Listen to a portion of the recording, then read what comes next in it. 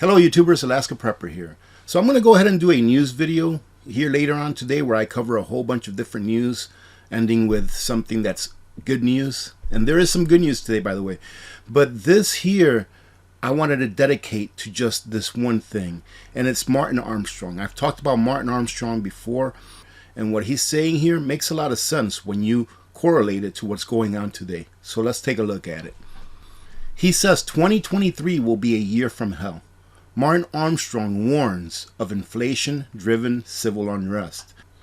Legendary financial and geopolitical psychoanalyst Martin Armstrong says the time to prepare is now for what is coming in 2023. Some people may say, well, every year you're telling us you need to prepare for what's coming next year. Well, ladies and gentlemen, we're preppers. We prepare for what's coming ahead. Had you prepared last year for the inflation that we've seen this year, that we've been talking about for a while, you'd have been better off, in my opinion. So now we are being shown a forecast of what's coming next year by someone who's got an accuracy rating of like almost 100%. Almost everything that this gentleman said would happen has come to pass. So I think I'm going to go ahead and listen to him, and I'd rather be on the safe side and prepare now for the probabilities of what may happen next year than to just do nothing at all. Armstrong's Socrates computer program is predicting 2023 will be the year from hell. Armstrong explains, our computer is predicting a war cycle that hits in 2023, but that is also civil unrest. So what he's saying here is that we're not necessarily going to war next year. The computer is predicting one or the other, that it recognizes both civil unrest and war as like the same thing. So it could be both, it could be one, all right, of each, or one of those two. So I hope that we're not going into any kind of major war next year, even though we are in that major war cycle. However, the civil unrest, it's already happening, and I think it's going to get worse because of what all of these globalists are trying to do with our food. So you are looking at revolutions and etc. because of inflation. Our projection on oil is that it is going to continue to go up dramatically into 2023. It's going to be the same thing, I think, for gasoline. This is just not over yet. The euro looks like death warmed over. And the reason he says, in my opinion, that he thinks the same for gasoline is because if oil goes up, which is what the computer is recognizing, is that oil is going to go up, then gasoline usually follows. Our computer is projecting the continued decline of the euro and rising commodity prices. With these sanctions on Russia, you just had the leader of Hungary say Europe is committing suicide. The sanctions are hurting Europe more than they are hurting Russia. And I think that the best performing currency or fiat currency in the globe right now is the Russian ruble. You can take a look at that. This is like a shot to the lung. They can't even breathe at this stage. And I'm not sure who would not agree with that. I mean, Europe is pretty much dependent right now, or very dependent on Russian energy. I mean, they were shaking in their boots here a few days ago because they thought that Russia was going to cut off the Nord Stream because it could not get a part for it. Well, it seems that they got the part for it and that they're going to continue pushing gas through that pipe to Germany and Europe, just not at the same rate that they were before. Armstrong says you're not going to have to wait until next year to see extreme stress in the financial system. Armstrong is seeing financial upheavals coming in August and September. So he's seeing financial upheavals coming this August and this September. So the economic pain is already here and getting worse, especially in Europe. He says, I think you are going to see this come to a head. It's definitely tanking more anyways, talking about the markets. What makes things even worse for the world is the dollar going up and not down. We've talked about this before. Is it really affecting you in a positive way that the dollar is going up? Are you paying less for food? You may be paying a little bit less for gasoline, but it's nothing close to what we were paying a couple of years ago when the dollar was like in the low 90s or high 80s. It's affecting emerging economies. Countries and nations that borrowed dollars because the interest rate was a lot less than what it would cost them to borrow in their own country in their own currency. You see, for example, Dominican Republic, if you take out a loan in Dominican Republic, like from a bank, to start a business or to buy a car or something, you're paying 20-25% interest on that loan, right? But let's say you're a big business in Dominican Republic and you want to borrow capital. You want capital to expand a building or hire more people or whatever. If you borrow dollars, you're only paying 2-3%. Whereas if you borrow in your own national currency, you're paying 20-25%. So being business savvy, they're going to be like, well, we'll borrow dollars. They borrow dollars. They do what they have to do at a low interest rate. However, when they pay back their loans, they earn pesos. So in the Dominican Republic, I think it's like 50 or 55 pesos equals $1. So when they first took out their loan, let's say, for example, for a low interest rate dollar, they were only having to exchange, let's say, 30 pesos to earn $1, to transfer into $1. So they had to earn 30 pesos to make $1. So they were like, okay, that's cool. So they're earning pesos, 30 pesos to a dollar. They're paying back their loan with interest and everything, no problem. But now the dollar gets really strong. And now it costs them 50 pesos to earn $1 or to turn into $1. So you see how much higher it's going to cost for them to have to pay back the loan. See how much more labor it's going to cost. It's almost 100% increase in what they were paying before. So in reality, they were saving a few percentage points. They were saving 10-15 percentage points in the interest for borrowing the loan. But now since the dollar's gone high, so high that it now takes almost twice as many pesos to buy a dollar, they're really paying like 120% interest for that loan. I hope that makes sense. Let's see if he explains it better than that. He probably will, I'm sure. So we left off. What makes things even worse for the world is the dollar is going up and not down. This is because you had all of these emerging market issues, debt in dollars.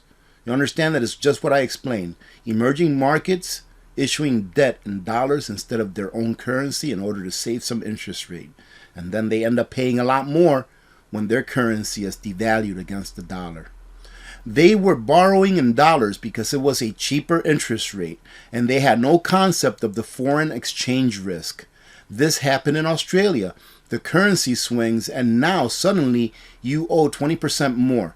You had the same thing with all these emerging markets. Now the dollar is going up, and you are seeing bank runs. Armstrong says not only is the euro dramatically declining, but the euro bonds are being shunned by U.S. banks, and they are. Banks are not touching euro bond. They consider them a toxic asset. This is another bad financial sign for the EU. And Martin Armstrong, on his last interview, I believe, said that he sees the EU or the euro going away by 2027 at the latest. All of these things are a real crisis. I can tell you that speaking to top 3 banks in New York City, they refuse to accept any European sovereign debt as collateral. That is what started the whole repo crisis in 2019. So we are entering into a debt crisis with the EU financial system in the crosshairs, Armstrong says. Now, ladies and gentlemen, this is what I think. I didn't read this anywhere, but this is what I think. And I've heard other channels talk about it as well. But Europe, when Europe goes, right, when they're bankrupt, when their euro collapses, whatever, when they go, and you'll know when they go, because it'll be huge news. So when Europe goes, here in the United States, we have 1 week to 1 month to prepare before we crash. Because before Europe goes, I see all of the other emerging markets, all of the other smaller markets around the world collapsing. Then I see Europe collapsing. When they collapse, we here in the United States will be the last to collapse because we have the world reserve currency. We will be the last to collapse unless we're one of those countries that are preparing for this by having a separate system that is not of the US dollar, right? But I digress. So when we see Europe collapse, be it this year, next year, in 2027, you have a week to maybe at the most 3 weeks to a month to prepare, get everything in order, get, in my opinion, get as much money out of the bank as you can, my opinion. Get all of the supplies, everything that you can. Get us ready. Turn as much of that fiat into real stuff as possible. So that's going to be our cue, is when Europe collapses. And listen to this, ladies and gentlemen. This is why they are pushing for war. When they have nothing less to lose, they take you to war, ladies and gentlemen. And people are waking up all over the world. So they are pushing for this war as hard as they possibly can. They think that they can create a new monetary system, and to do so, they need a war. They think they can keep it just conventional, meaning like a ground war, no nuclear stuff. Then the United Nations can emerge as the white knight. Therefore, we get another Bretton Woods, meaning another monetary system. You can redesign all the currencies, and when you do, you can wipe out all the debt. That is what is on the agenda. And people will cheer for this. If this comes to be, people will cheer for this. We're going to wipe out all your debt. Everything is gone. But what they don't understand is that money is debt. This is debt. This is a debt note. So when they wipe out all your debt, they're wiping out all of the debt notes that you've saved up that represent your labor. They're wiping those out as well. He says there is no way that we can get out of this other than default. If they default, they are worried about millions of people storming parliaments of Europe. Oh my goodness. I mean, they default every day. In my opinion, every time that a country prints money out of thin air, they're defaulting. You know why? Because every time that they print money out of thin air, they're changing the value to the money that already exists. And when I say money, I mean fiat currency. So every time that they print money, they're changing the value to the money that already exists. In my opinion, that is a default. This is really a tremendous financial crisis that we are facing. They have been borrowing for years and years, since World War II, with zero intentions on paying anything back. There is much more in the nearly 40-minute interview, they say. I'm going to leave the link to this article. You can come here and click on here, and it'll take you to the interview with Greg Hunter. So, ladies and gentlemen, look, like I've stated before, all probabilities.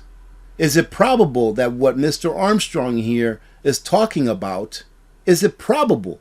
Taking a look, from the what do they call it? 35,000 foot look? I mean, looking from the top down and looking what's going on in the world. Is it probable that what he is saying is possible and can possibly happen? I would say that it is very probable. And in my opinion, it's one of the things that we need to prepare for. The markets opened a few minutes ago, so let's go ahead and take a quick look at it. So the Dow Jones is sitting at 31,540, negative 333. The NASDAQ is sitting at 12,417, negative 45. The S&P 500 is sitting at 3946, negative 15. The Dixie's gone up about 8 basis points, sitting at 107.11. That dollar's what we were talking about. It looks like it's hit a double bottom right here and that it's going to start going back up, but we'll see. Oil is under 100 at $95.72. The 10-year bond is at 2.94, a little bit down from yesterday. The 30-year bond is at 3.08. And gold went all the way down to what? 1682. And it's rebounded back above the 1700 handle at 1706, 1707. Same thing with silver. Silver went all the way down. Let's see how far down it went. It touched $18.17. And it is now sitting at 1865. Silver here looks like it hit a double bottom. Same thing with gold. Gold looks like it hit a double bottom. So we'll see what happens. The cheaper it is, the better, because we all know what gold and silver is. God's money, real money, sound money. It's the money that the money changers hate. That's why they made their own, ladies and gentlemen. That is why the money changers made their own money. See, they made this. This right here is what people will be throwing onto the streets. It's this, especially the money changers. Because eventually, this will go the way of every single fiat currency in the world. It will go to zero. It's inevitable. Let's take a quick look at platinum. Platinum is at palladium. Palladium 1837. Platinum 863. Great price for platinum. I believe this is copper. Yes, Mr. Copper, or Dr. Copper as they like to call it, $3.26. If we go into a deep recession, you can see copper going down even further.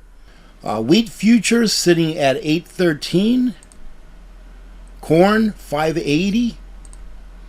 Soybeans 1307. Rice 1692. Lumber is going sideways 608. Let me show you something, ladies and gentlemen. Do you all remember, those of you that have been with me for a while, I did a video a while back, probably about a year or so ago, about how California has put water onto the NASDAQ. Right, so now they're trading water on the NASDAQ. And back when it first started, it was around the 500 level or something like that. I think it was $500 per acre foot. Look at this. And I said, whenever a commodity is put into the stock market, it's because they're going to manipulate it, and usually the manipulators get their way in raising the price so that they can make a lot of money. Look at where it started. This was May of 20 or March. Sorry, it was more than a couple of years ago. February of 19. Right? It started at about 450 or so. So you could say roughly 500. Look at where it is now. 1140.99. 1140.99. They are trading the one thing that we all have to have in order to live. Having said that, ladies and gentlemen, thank you very much for joining in. I will be putting up a news video. There's one specific article on the news video that I have that I really want to cover that is very important, but I thought that this here deserved its own video, so I hope that you got something out of it. Other than that, we'll see you on later today. Remember to be good to each other. When good people do good things happen. Remember to reach one, teach one, and repeat. If we all did this, the world would be a better place, and you know that it will be a better place. Many blessings to all of you and your families. I'm Alaska Prepper. I'm out.